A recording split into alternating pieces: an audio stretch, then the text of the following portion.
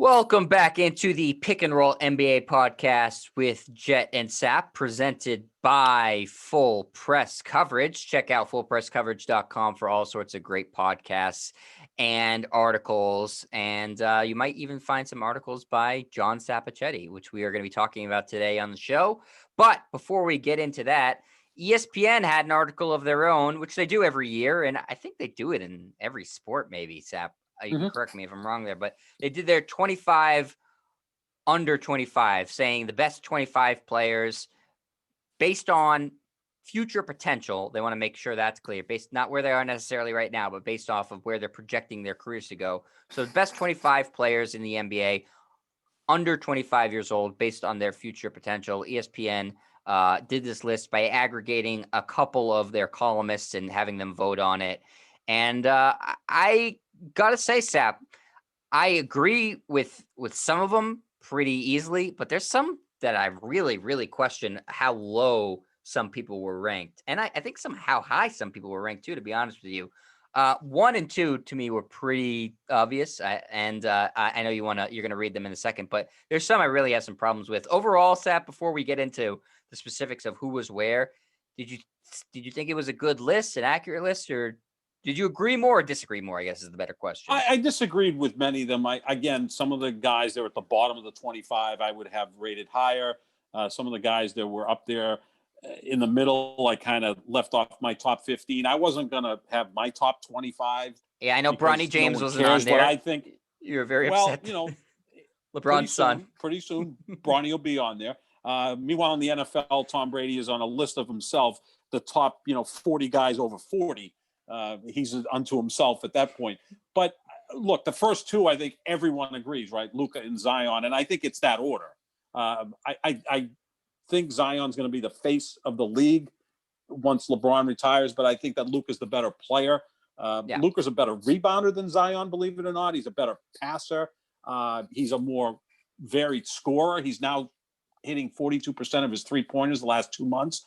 Holy crap, if he keeps that up. The only thing he's worse at than Zion is dunking. Yeah, everybody is. I mean, Zion's the best dunker in the league. That's fair. Right, yeah. And I would put Luca 1, Zion 2. But I think Zion still has tremendous room to grow, hopefully not on the scale. He's a big man. But I think he'll become a better defender and a better rebounder. He's a good passer already. So those two guys, to me, are in a class by themselves. Not just as players, but they've also got charisma.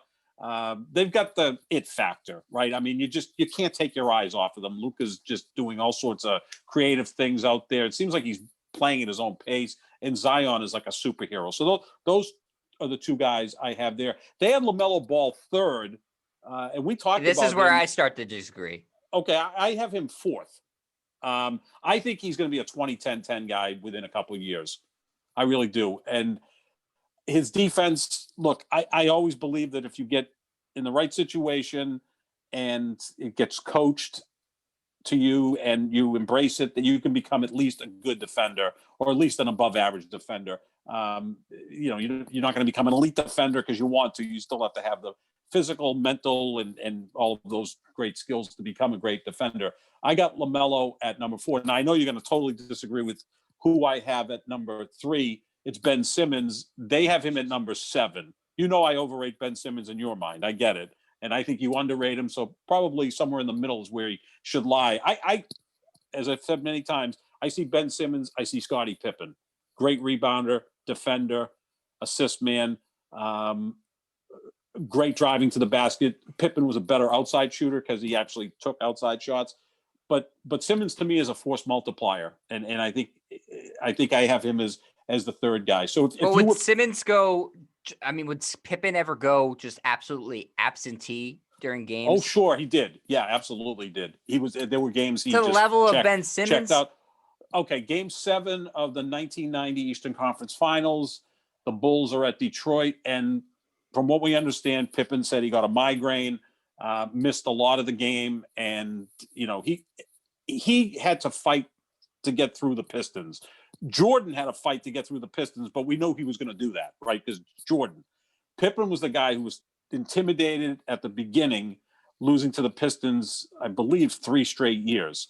Finally, by 91, he broke through, and that's when he became a truly great player. So I think the skill set's very similar, and I think they're fortunate that they're not the guy.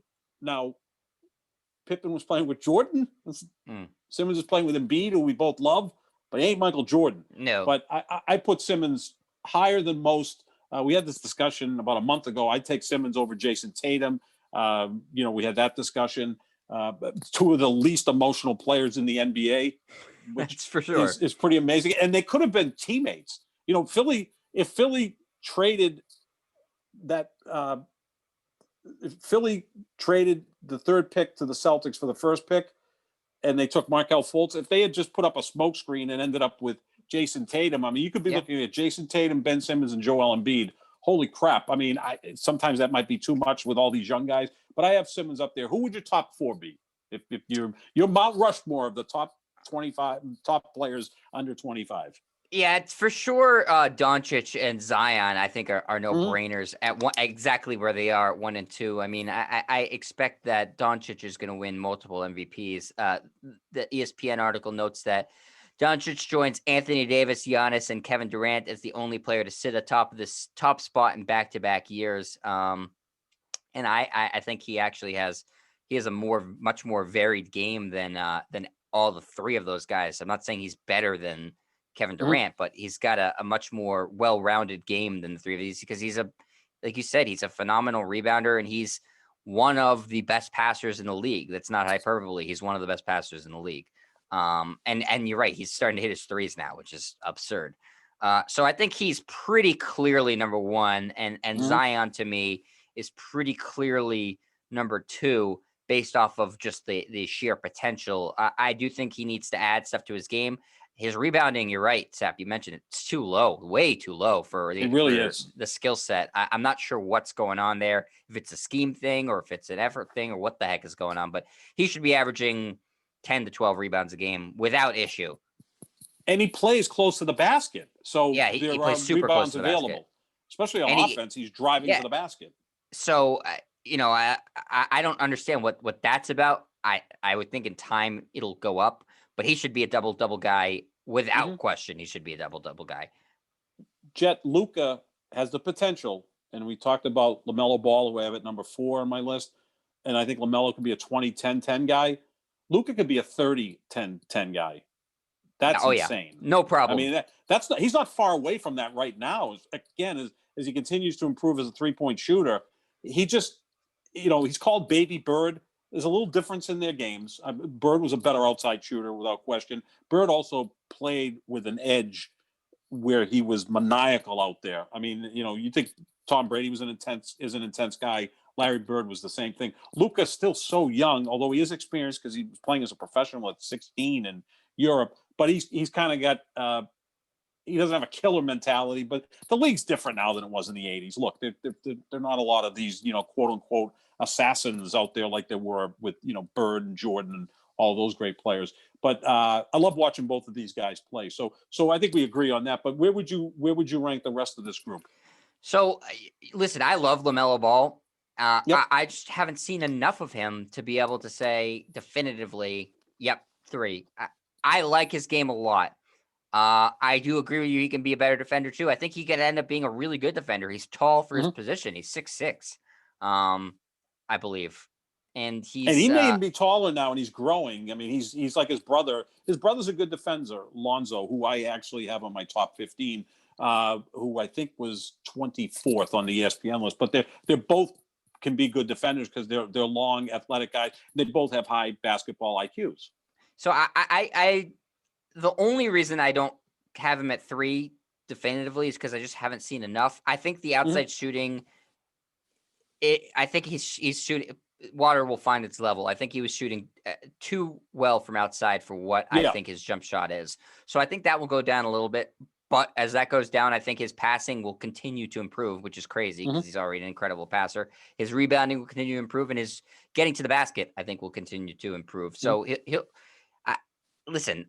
The sky's the limit for him. I don't think that there's any limit on his potential. I just don't feel confident enough when a guy gets injured, midway through his rookie year to say very clearly, regardless of how great he's playing as a rookie, okay, he's the third best when there's a bunch of other good guys on the list.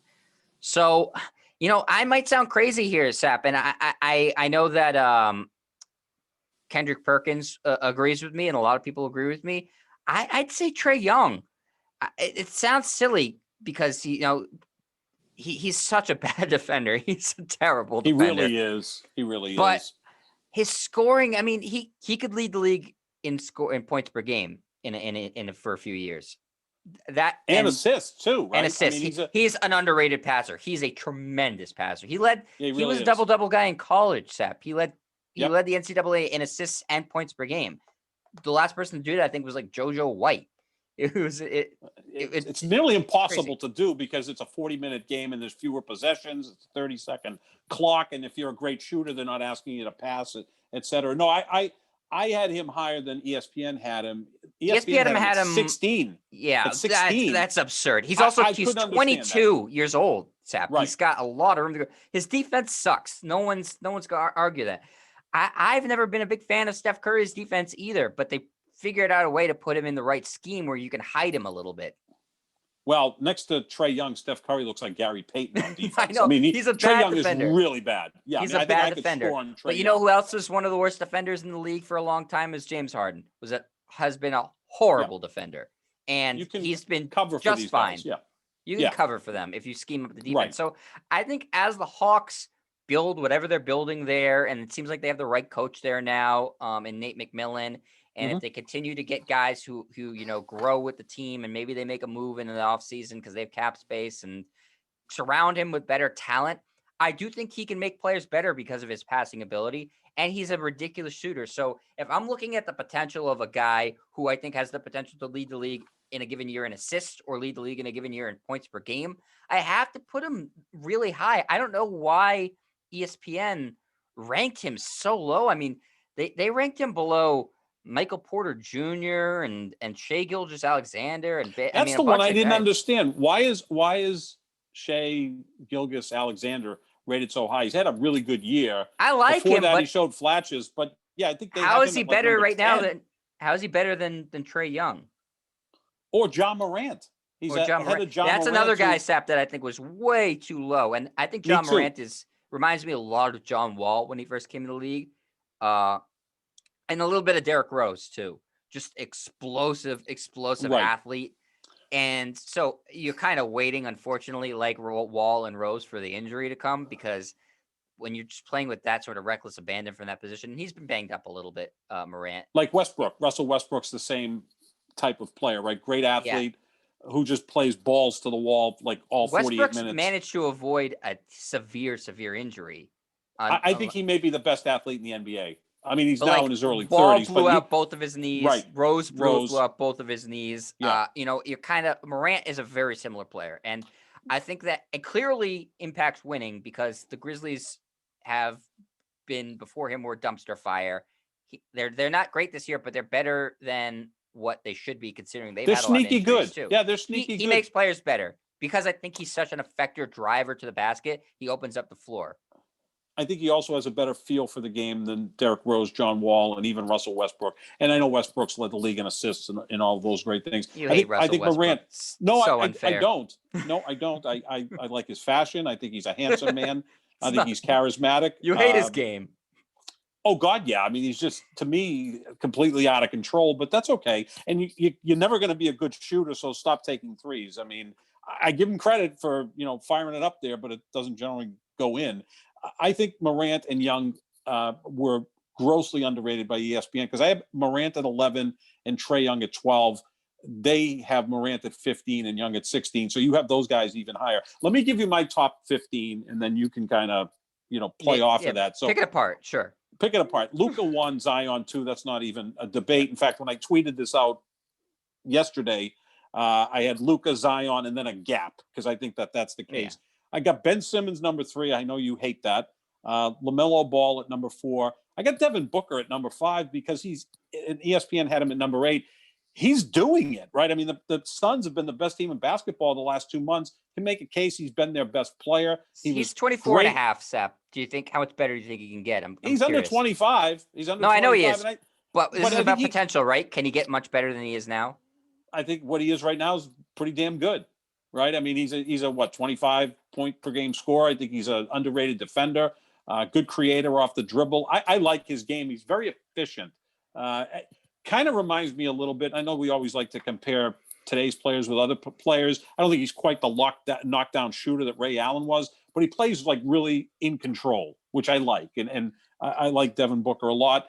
Number 6, I got Jaylen Brown, who ESPN has at number 12, which I think is not accurate on their part. I have Jason Tatum number 7. Now, I may be the only person in the world that has Brown above Tatum, because Tatum is just, I mean, maybe Perk does too. I don't know. But Jaylen Brown just continually gets better, even though it's incrementally. He's a much better shooter this year than he's ever been. He's actually tries much a better harder shooter than Tatum. from 3. He busts his ass. I think he takes the game much more seriously. How many times have we said this? If you took Brown and Tatum and put them together, you'd have, a top 3 or top 5 player in the league, because the skill set would be phenomenal. Now, Tatum, there are reports that, the COVID, the unfortunate COVID situation with him earlier in the year, it could have lingering effects. I do not ever want to judge another man's physical health. This isn't Kawhi, who sat out the season with whatever, a deep thigh bruise or whatever the case was. Maybe he's in a COVID fog at this point, because it almost feels that way. But I have Tatum at number 7. I got Darren Fox at number 8. ESPN has him at number 6. I got Bam Adebayo at 9. Jamal Murray, I think we have almost kind of forgot him. He was so good in the bubble, and he's starting to reach that level again this season. And I know you love Denver. Then I got Morant, Trae Young. DeAndre Ayton was kind of forgotten because it's not really a big man's league anymore, but he's another guy that every year gets better. And I think there's the Chris Paul effect with Phoenix. Brandon Ingram, I know I'm higher on him than you. I have him at 14. And then I got Lonzo Ball at 15, who was number 24 in the ESPN league. Did you not say Donovan Mitchell? I don't think he's under 25, is he? He is. He was number 4 on their list, so you omitted him. Well, that would change things. He could be. Oh boy, I may have to move everybody down one, and I would probably put him at between Simmons and LaMelo. He might actually be above Simmons. Donovan Mitchell is a lot like Dwayne Wade as a player. I totally missed the boat on that one, Jet. Thanks for correcting me. No. It's not everybody. It's hard to remember everybody. Well, I had the list, and then for some reason I left him off. That's not good. Poor Utah. No one even talks about, right? Yeah, I mean, Donovan Mitchell. You can make a case that of all these guys, he's accomplished the most already, right? Because Luca is in his 3rd year, and Zion, I don't think, has even played 100 games yet. We're already putting him as the second best player under 25. No, Mitchell would be 3, and then everybody drops down 1. So, at that point, Lonzo would drop out of my top 15. He'd be number 16. I would put Donovan Mitchell above Simmons, because, I mean, you could talk about all these things in basketball. Scoring is still the most important thing, and that guy is a walking bucket, and he's an intense guy. Here's the thing. I love Donovan Mitchell's game. He's one of my next to Damian Lillard. He's my second favorite non-Celtic in the NBA. Love his game. Right. I don't understand from a pure size and skill set position why he's better than Jason Tatum, but he is better than Jason Tatum. But why should he be better than Jason Tatum?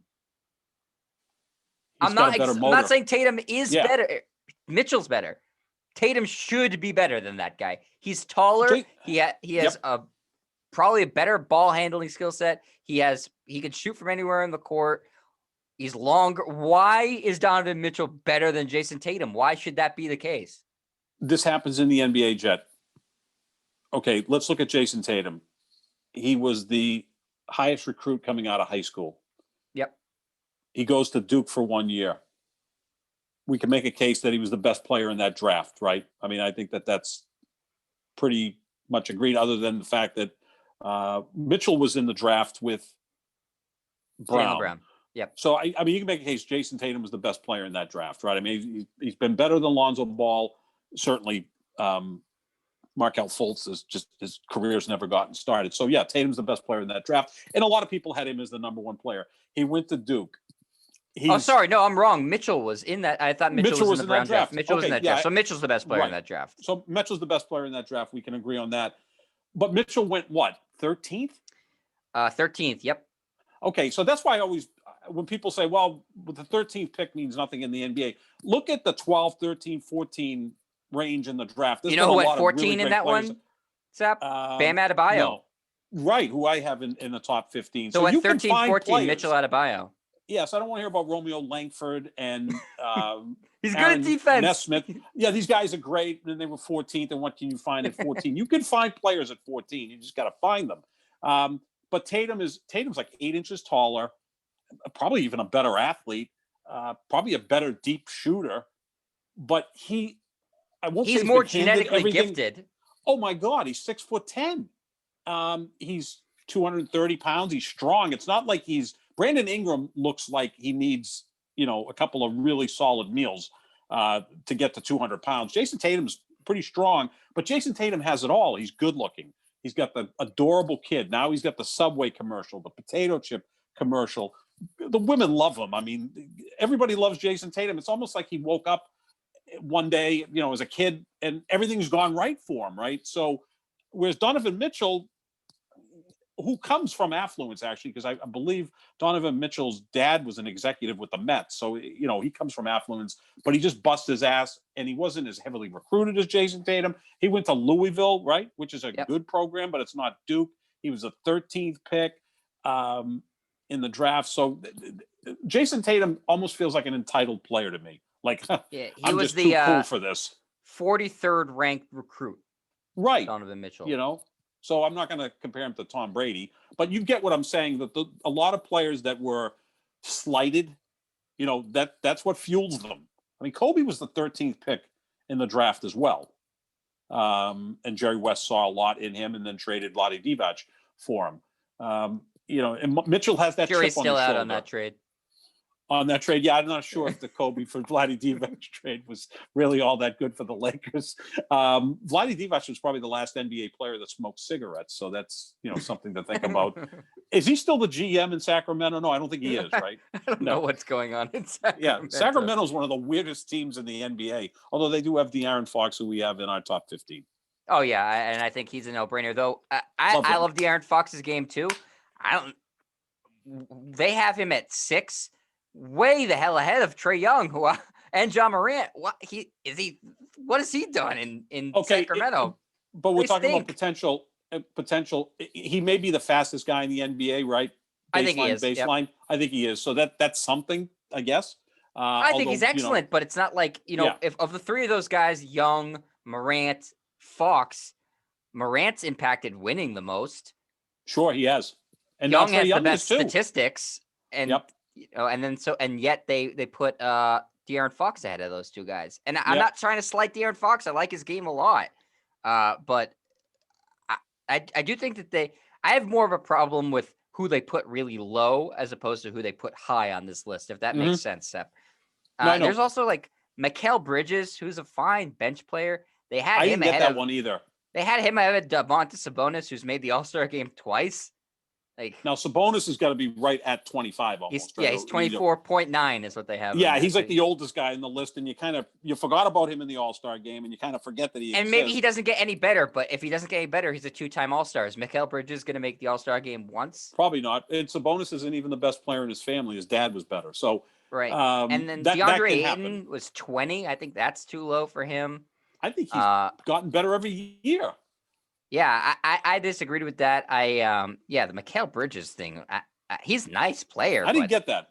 He doesn't even start. I didn't get that. I thought Anthony Edwards was way too low at 19. He looks like he could.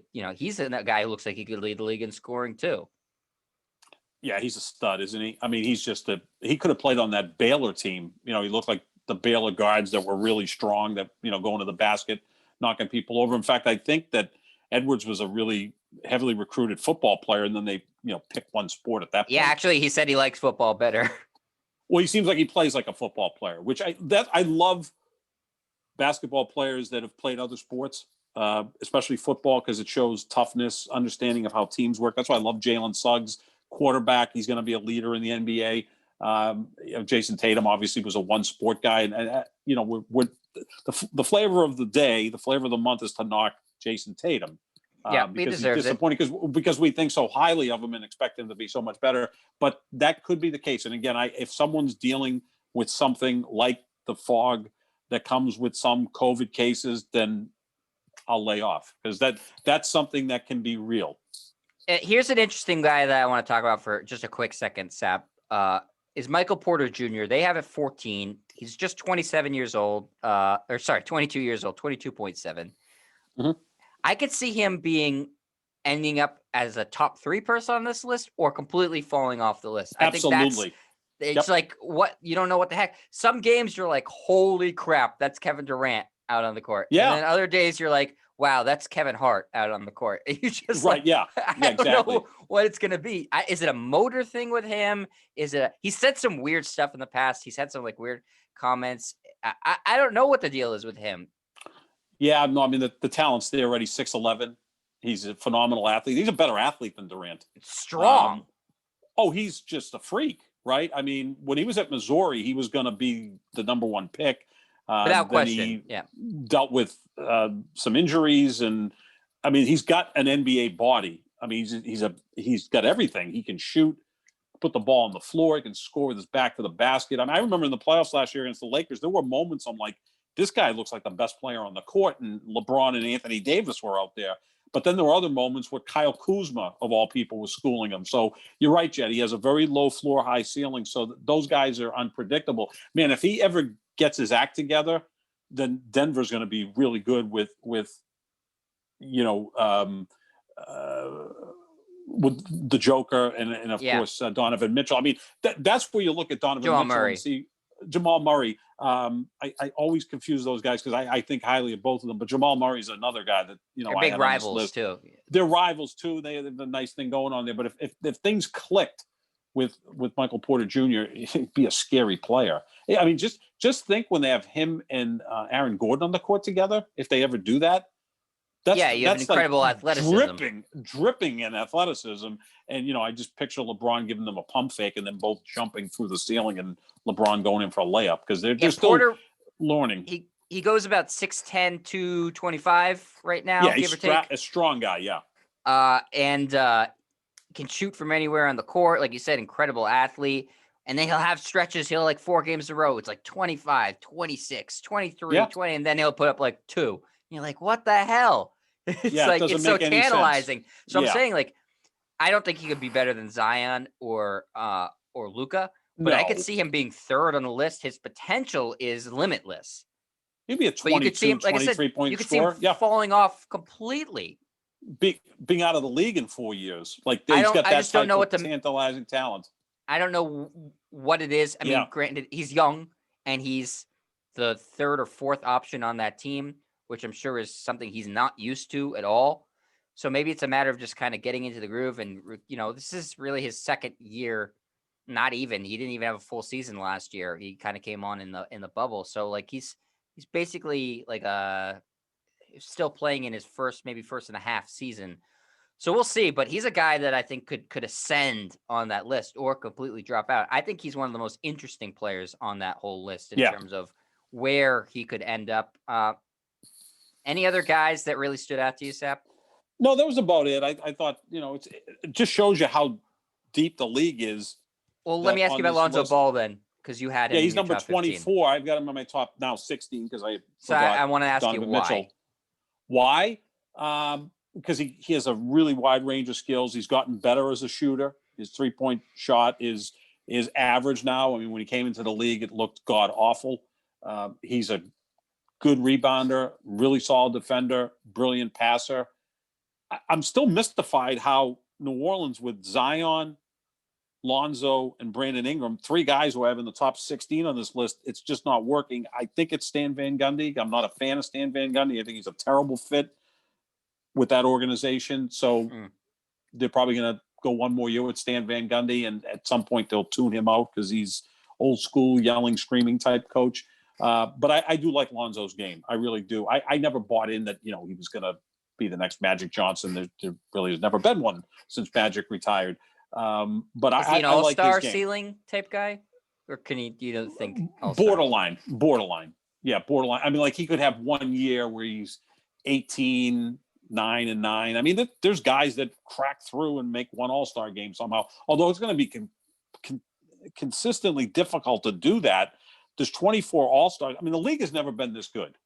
By far the most talent in the history of the sport right now in this league. I mean, we're saying Lonzo Ball is the 20th. ESPN saying Lonzo Ball is the 24th best player under 25. So there's that, and then how many guys over 25 that are way better? I mean, like Lonzo Ball's like the 50th best player in the league, and he's damn and guys good. who are about to come into the league too that we've talked right. about.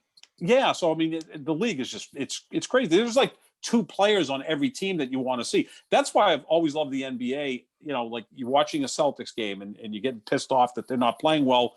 But, you know, last night, the other night, you see them play Philadelphia. So you see Embiid, Simmons, Tobias Harris. Then they play the Knicks, and you got Julius Randle. See how they're coming along. Minnesota, who sucks, one of the worst teams in the league, but you're going to watch Karl Anthony Towns and Anthony Edwards, right? So there's always 2 or 3 players on every team that you want to see. The league's always been like that. You know, even the worst teams have really, really great players, and they can exhibit those skills more so than any other sport. I mean, you go see the Angels play, Mike Trout can go 0 for 4, even though he's the best player in baseball. You know, that's going to happen more often than not.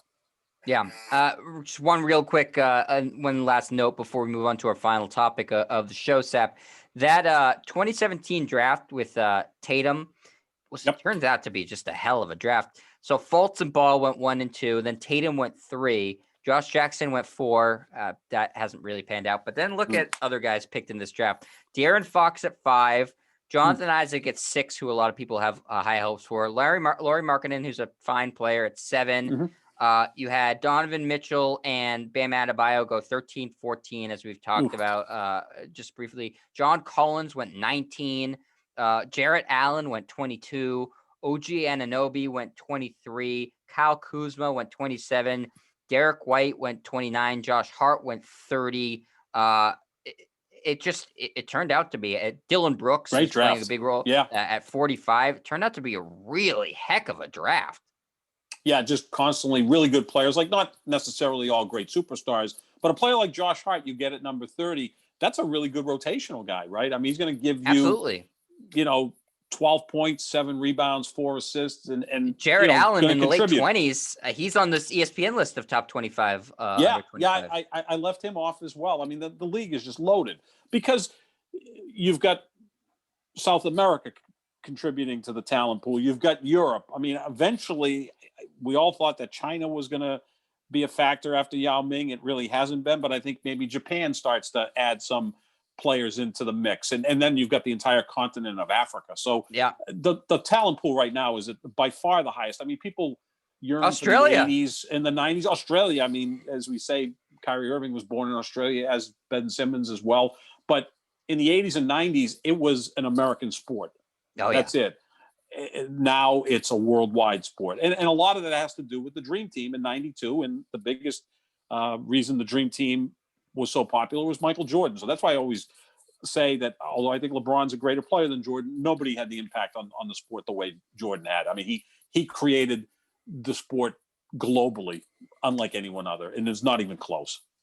Well, Sap, I guess my question for you is, would Michael Jordan be a good host of Jeopardy? Because you posed the question, and I think you have a column on this, right? Yeah, coming out soon. I'll be working on it. Who's would be the best NBA player? Are we saying, current or it's still alive? Yeah, let's go current. Because, I mean, Charles Barkley would be the right choice, to host Jeopardy. Because Aaron Rodgers is doing it right now. He's doing a very mediocre job, in my opinion. No, he's not. He's doing fine. So who do you got? Well, I mean, there's some comical choices here. Like, Taco, to make it, Boban. Well, there you go. Kawhi, who is essentially Harpo Marx. So I think that would be a good choice. Kevin Durant, we know he's good at one-word answers, like he did in an interview with Charles Barkley and Shaq at the beginning of the season. Kyrie would be a great choice, too, because he would probably contest every question. Like, you wouldn't get through, 4 categories, and the 30 minutes would be up because Kyrie would question, if that's really the right answer. Is that the right question?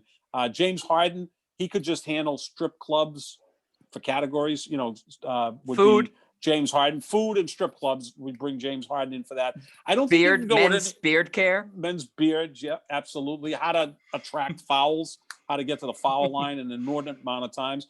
The foreign players I'd love to see, but there would be a language barrier there. I mean, Giannis and Luca have great personalities. Embiid would be the guy if you're going to pick a foreign player because he's got great personality. The poll has 4 players that are currently in the NBA put out there.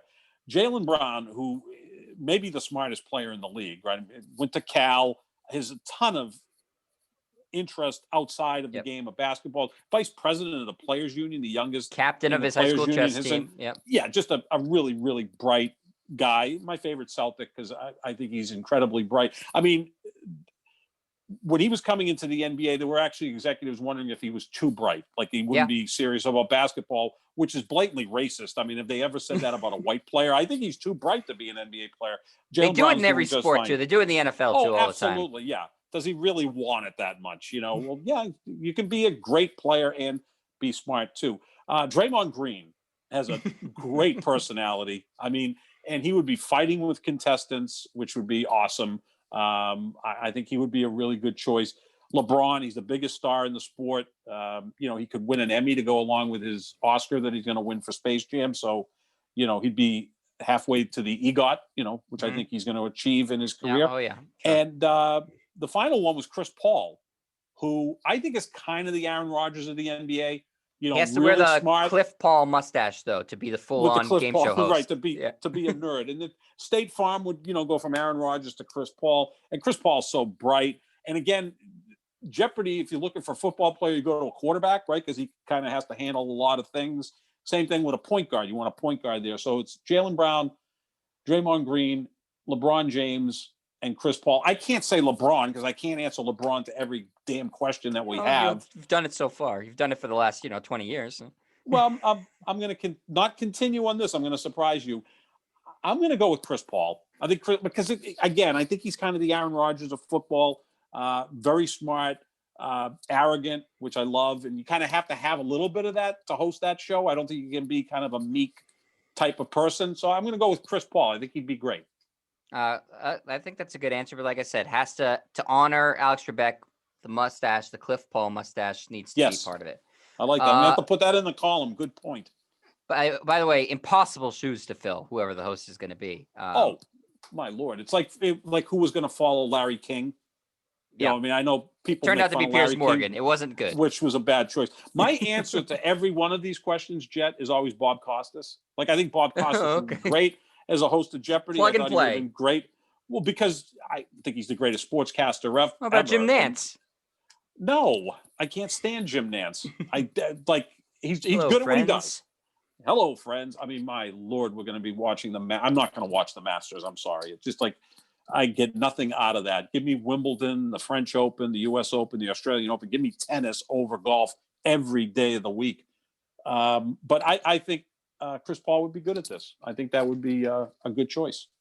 I think it would be interesting to see Anthony Davis because he would have to check with LeBron to make sure every answer is LeBron. Is that okay? Would he get hurt?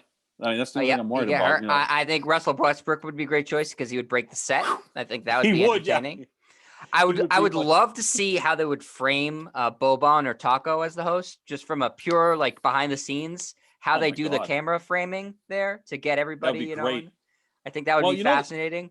We saw Taco the other night going against Embiid, and I'm like, Embiid's not that much shorter than Taco. I'm like, that's how good Embiid is. Embiid's giant, right? But Taco is it's like freakish. By the way, have you seen that new Boban commercial with Tobias Harris with the goldfish? It's tremendous. It's great. I love their friendship. It's great. Boban and Bobby and Toby. That's why I love the NBA. Here's Boban, who's like, the 204th best player in the league, but he's got a personality. He's probably got more Twitter followers than Mike Sam Trout. Darnold or something, or Mike Trout. Yeah, absolutely. Every baseball player. Baseball player. Yeah, most baseball fans don't even know what Twitter is. They're still on MySpace. So yeah, I mean, listen, I would say don't hire an athlete. Just go with I heard LeVar Burton is an interesting candidate who I really like. Geordie LaForge from Star Trek, host of Reading Rainbow. Aaron Rodgers is doing fine at it. I'll give him a B. I give him a B so far. Go with a professional. No, look, the host of Jeopardy, Alex Trebek, may rest in peace, was making $10 million a year. But then there's other ways you can make money off of that. And I didn't realize this, Sap. Do you know he only works 42 days a year? They just film everything back to back to back to back to back to back. Yeah, 46 days a year, 5 shows each time, so it's 230 shows. So look, if Rodgers tries to do this, to be the host of Jeopardy and play in the NFL, he's setting himself up to be totally criticized, which I don't think he cares about. I don't think he welcomes it, but I don't think he cares about it, because the Skip Baylesses are going to say, well, instead of hosting Jeopardy, he should have been nose into the playbook and all that stuff. And look, if he won the Super Bowl this year, which I thought was going to happen, then it would be fine. Then you could say, well, he won the Super Bowl. He's doing Jeopardy. He loves this show. It's his favorite show. Yeah. I think he's a smart guy. Looks good on camera. He's charismatic. He's arrogant, which I think, again, you need for this show. A little more energy, although the part of the energy with Jeopardy, it's not let's make a deal or Wheel of Fortune or The Price is Right, where, you got contestants that are real zany. Jeopardy's kind of a measured you also need to be quick, like quips. You need to quip it. Yeah. And the thing with Aaron Rodgers is he's very thoughtful. Like there's nothing that comes out of his mouth without it processing it. So that's why he's so great with Pat McAfee on the podcast. Because first of all, he's got a scotch in one hand and he just kind of like bloviates and, things come out of his mouth that are great. He's comfortable there. I think he'll get more comfortable with this. But so far, the episodes I've seen, I'd give him a B. I think he's done okay. Yeah, it's fine. I'd advocate, if you're going to go the athlete route, go the comical one and try to get Taco Fall or Boban. If not, go with the professional host. Or like I said, Russell Westbrook would be entertaining to ruin the set. Rondo, he could be a real dick. He loves Smart Connect guy. 4, so maybe he could. Yes. One of the most competitive people probably on the planet. He might, if somebody gets it wrong, he might throw them off set and take over as host and contestant. I like that. There's a story about him when he was with the Celtics and they were doing like a charity Connect 4 tournament. And he made like an 8-year-old cry because he wouldn't let them win or something. Connect 4. Oh no, he's incredibly competitive and he scares the hell out of me now that he's on the Clippers. He scares me more than any other player on that team besides Kawhi, because Kawhi is playoff awesome. Rondo. Rondo is scary. We'll see who the next host is. I don't think it's going to be Aaron Rodgers. I don't think it's going to be anybody from the NBA. They haven't announced that they're going to give anybody from the NBA a crack at it, right? Like Barkley's not hosting. No. He'd be, by the way, awesome. I don't think he'd be that good at it. No, because he wouldn't even learn. Botching names of famous people left and right. The Final Four, he just kept saying Mr. Suggs and Mr. Mitchell. Like, he didn't bother to learn any of the players' first names, which is so Charles Barkley, which is why we love him. If I'm Jeopardy, I keep doing this though. Like, have whoever as a celebrity host for 2 weeks. This would be the ultimate, is getting President Donald Trump to host for 2 weeks. He likes the attention. Oh, God. So maybe it wouldn't sit well with everyone, but it would draw a lot of eyeballs. But Jeopardy could really continue to be even more relevant by doing this with different guest hosts every 2 weeks rather than picking a permanent one. I mean, didn't EEI try this with the casting couch? And they're still trying it. Work so well. Yeah, they're just throwing shit up against the wall and hoping some of it sticks. Well, that's going to do it for our show. That will wrap up Jeopardy. That's Final Jeopardy for us today. This has been the Pick and Roll NBA podcast with Jet and Sap, presented by Full Press Coverage. Check out fullpresscoverage.com for Sap's upcoming article about just this topic and other great articles that he likes to put up there. Basically, I give him carte blanche. He can write about whatever the hell he wants to. Also, lots of great podcasts, including this one there. Jet Stryer's YouTube page. So youtube.com/Jet Stryer. I almost reversed it again. Nope, not going to happen. youtube.com/Jet Stryer for the video version of this. We are on Spotify and Spreaker and every other place. We tweet out the links. Sap's Twitter is @JohnSap25, JOHNSAP. I'm @Jet Stryer, JETSTRIAR. And so you can stay up to date with all of our podcasts there, and make sure to comment and like and subscribe on YouTube, and hit us up on Twitter. Let us know if there's anything you want us to talk about, NBA or basketball related or Jeopardy related. We are glad to get the fan involvement, and we'll be doing some live shows too once Sap gets a computer and we can actually do that instead of just his phone. I think I can do this off my phone, right? You could do it here. We can't do the live thing the way I want to because you won't be able to see a chat on your phone. You need a bigger screen. Yeah. But I you're getting a definitely computer need a bigger soon. screen. Soon, yeah. That and a bigger TV. Okay. All bigger things are happening for Sap. You need Bigger to things see are Aaron happening. Rodgers Well, hosting on a bigger screen. yes, a 75-inch screen of Aaron Rodgers hosting Jeopardy. And I don't know As that the that would eyes be big enough to see Taco Fall hosting Jeopardy. You need a No, bigger. no. He's actually, he's 89 inches tall himself. So Damn. that we need a bigger TV for Taco. All right. So thanks everybody for listening. We'll be back with some more podcasts this week. And so everybody enjoy yourself, enjoy basketball, enjoy Jeopardy, and we'll talk to you later. See ya.